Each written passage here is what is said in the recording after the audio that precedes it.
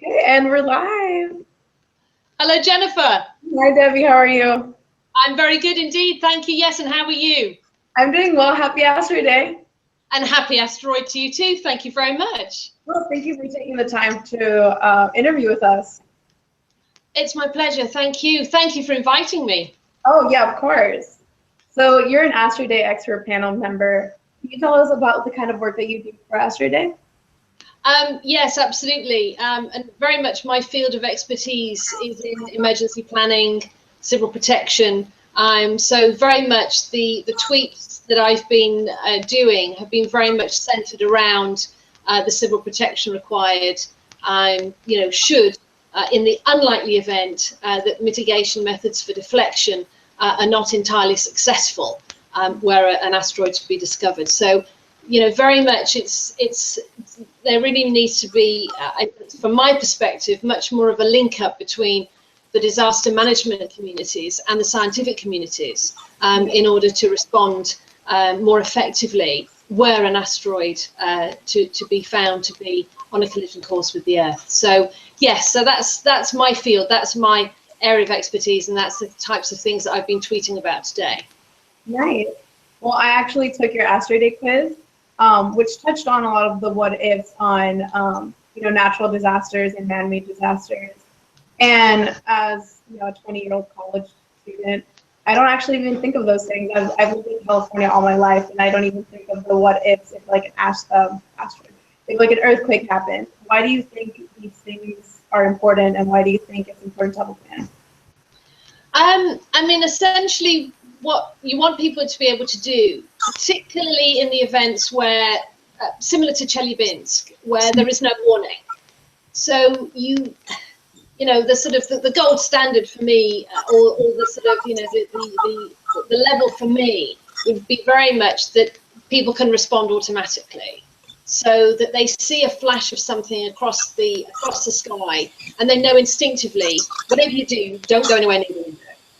But of course, your own curiosity would take you to the window, and that's the last place really where we want people to go. So it's trying to start to instill with people how you can sort of protect yourself for the smaller events of which there's no warning. Obviously, for the bigger events, then you've got time to warn people about the other arrangements that they would need to make in order to protect themselves and their family and their friends and their children and pets and what have you. So that's why, for me, it's so important, because when you've got something hurtling towards you, you've got no time. And this is, for me, the beauty of Asteroid Day, because you don't need to have an asteroid to wait for an asteroid. That's why this movement and this initiative is so important, because we need to get people to start thinking about the hazard now. Yeah, no, exactly. And as you sort of said, and normally you'd find out about events like this in schools. And there was a lovely example in the 2004 tsunami, where there was a girl on holiday with her parents, and she saw the tide, the whole family witnessed the tide going out, and everyone was sort of a bit in awe, a little bit scared, perhaps a little bit sort of curious what was going on here. And she'd been taught it in school, so she was very calmly able to say to her parents and her family, this is a tsunami, this is coming, we need to get out of here and we need to go higher up. And that she remembered it in school. And for me, that would be fantastic.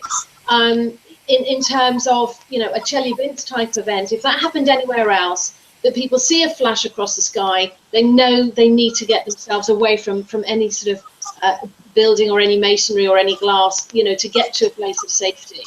Almost to the point in Japan, with the earthquake training that they have, and they do it regularly, they have drills in school. So it's that type of thing. It starts to embed it in everyday sort of, in people's minds. So you don't really think about it until you need to think. Yeah, exactly. It just becomes like a natural instinct. Absolutely. There's other nasty, sorry, not nasty, but clearly nasty, other natural disasters that are there that people are aware of in relation to flooding. You've got a little bit of advanced warning in relation to flooding and hurricanes and that type of thing. So on that basis, you take measures to protect yourselves. You know, we've seen that in Florida, particularly with I think it's with the hurricanes, when it's hurricane season. So, you know, they've got hurricane shelters. So it's very much, why would an asteroid hazard be any different to any other natural hazard? And that's again why, you know, Asteroid Day is so significant and it's so important. And I've seen as well that there's a Tsunami Day as well. So it's starting to build up an awareness for people about natural hazards, you know, and what people can do to protect themselves. Okay. Well, so at what point in your career did near-Earth objects interest you? Sorry, I beg your pardon, I didn't quite catch the question. At what point in your career did near-Earth objects interest you? Oh my word. Well, I'm a bit of a late developer, and I only came across the subject a little bit by accident, have to say. I was doing some research for my master's, and a little bit of a mature student, and so it was in 2008 I came across the near-Earth object hazard. When I was asked to write something for my dissertation, and I needed a subject that would keep me interested, and not only would keep me interested, but would keep my supervisor interested, because he's got to read 20,000 words of what I come up with, so I had to keep him on side really, and so you know, I was looking for an interesting subject to write about, and I worked for the National Health Service at the time, so I was looking for something that was relevant. And sort of appertaining to, you know, reducing injuries and that type of thing for the NHS. And of course at the time, you know, it was sort of the flu pandemic was quite prominent at the time. And that was actually the last thing I wanted to write about, although I have included it within my dissertation because there's some learning, really useful learning that came out from that. So but literally, I was at the University of Leicester, and I was up there during a study day, and I happened to look out of my hotel bedroom window, and I saw the Space Centre, and I was having difficulty concentrating on what I was doing at the time, and I could see the sort of the gherkin-shaped building, rocket-shaped building that's up at Leicester. And I just got in the car and I just felt, this is going to sound completely daft, but I felt compelled or drawn to the museum, to the Space Centre. I'd never been before, and was wandering around it. I was looking at everything because I didn't, you know, I knew I was there for a reason. And then sure enough, after about half an hour or so, in a corner, I found the Near-Earth Object Information Centre. And that was it. I was absolutely hooked, and that's when I realised that I'd found the subject for my dissertation. And not only did it keep my interest up during the sort of the 2 years that I was doing my MSc at the University of Leicester, I became a little bit obsessed by the subject and couldn't leave it. Couldn't leave it, you know. You think, oh, you know, I've got the T-shirt, you know, put the cat out, I've got my masters, that's it, and it's just one of those things that because I'd become so engrossed in the subject and I'd read so much about it, and I'd also had the opportunity to meet the people that I'd read about, I'd read their work and their books, etc., and it was just a case of I couldn't walk away. And then I became involved doing crisis management exercises, and that was it. So I started to meet the scientific community, who are just absolutely incredible. And I think for me, the biggest thing is to see international coordination and cooperation amongst the scientists. And what as well that I found really, really quite refreshing is that, you know, they don't agree. You know, they have, I would say, have arguments, you know, they have disagreements, but it's really refreshing to see, you know, members, you know, different scientists with different perspectives, you know, different fields of expertise, how they discuss and how they come to reach a decision, or how they come to a conclusion.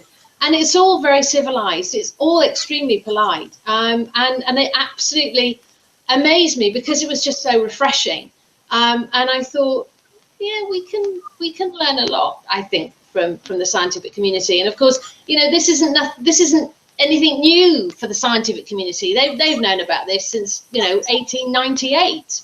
You know, I stumbled across it in 2008, and I started very much sort of discussing this or raising the issue. You know, since I completed my dissertation in 2011. So I've just sort of been sort of chipping away and talking about asteroids to absolutely anyone and anyone who will listen. Some are more receptive than others, it has to be said. And so again, you know, that's the beauty of Asteroid Day, because, you know, I found in the last 5 years, you know, I've met some like-minded individuals. You know, we've had some really fantastic conversations, and now we've got an opportunity that I think, you know, it's great that the scientific community are completely on top of this as a hazard. They've got mechanisms in place in how these objects can be reflected. But, you know, it needs, I think, you know, more people to be involved. Not just, you know, me and a few people like me from the disaster management community, but other communities, you know, where I think benefit as well from having, you know, the scientific involvement. And obviously, you know, the political community, because, again, we do need political leadership. You know, we have no mandate unless we've got a political mandate. And that's a thing that certainly, I think this hazard would benefit, certainly, from having more of a political input than it does at the moment, because everything we do has some sort of political involvement, or it comes back to politics. Everything we do is embedded in politics. So, and asteroids are absolutely no exception. Yeah, no, I think completely, especially the education part, because for me, I didn't know anything about asteroids until I started my internship with them. And I think, you know, when you really get involved into something like this, you start to realize the importance of awareness and like you said, taking it to a very political level, because you know, you have to get everyone involved, and it's not, you never know what's going to happen.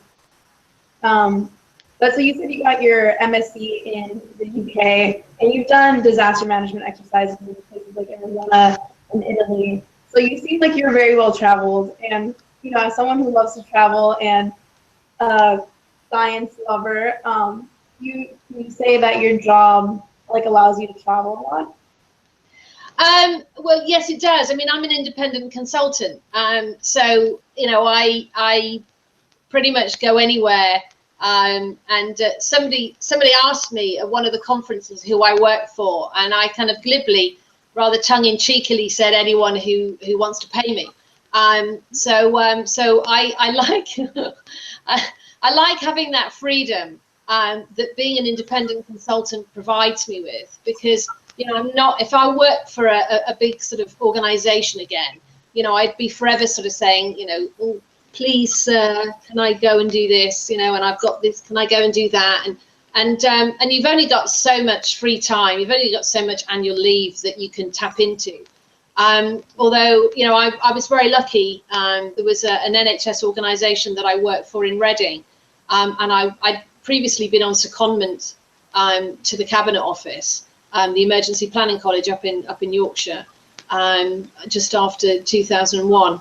Well, in fact, it was early 2002 for 6 months, and I was really pleased. I was recalled back to the Cabinet Office in 2004 to do some project work, and I was really pleased that I didn't have to do that in my own time. That the NHS in Reading actually let me go, and that, you know, so I was really pleased about that. And I think, you know, that's what we're looking for at the end of the day, really, is organizations and companies need to be, I think, a lot more flexible in terms of, you know, sharing skill sets and that type of thing. And I certainly think, you know, modern working methods, you know, do encourage that now. Although, of course, if you have a skill set that's very specialized, and the organization that you're working for then, you know, I mean, I know no one is completely irreplaceable, but you'd kind of like to think you are. But so you've got to think about backfill and what are the consequences if you of disappearing off for sort of, you know, 2 weeks or 6 months or whatever. And if you work for, you know, and you're part of a team, then that's fine. But if you're the only person in that organization with that skill set, then it does get a bit tricky. So that's why I like being independent, because you know, I've got the freedom to go, you know, where people want me, and where I want to go, which is fabulous. So, which is also quite good, because I think the amount of time that I spent doing Asteroids, and you know, making my contribution to the toolkit and the exercises that I do, it does take up an awful lot of time. So I would need to have a very understanding boss. But working for myself, it means that I've got that flexibility, which is great, which I really enjoy.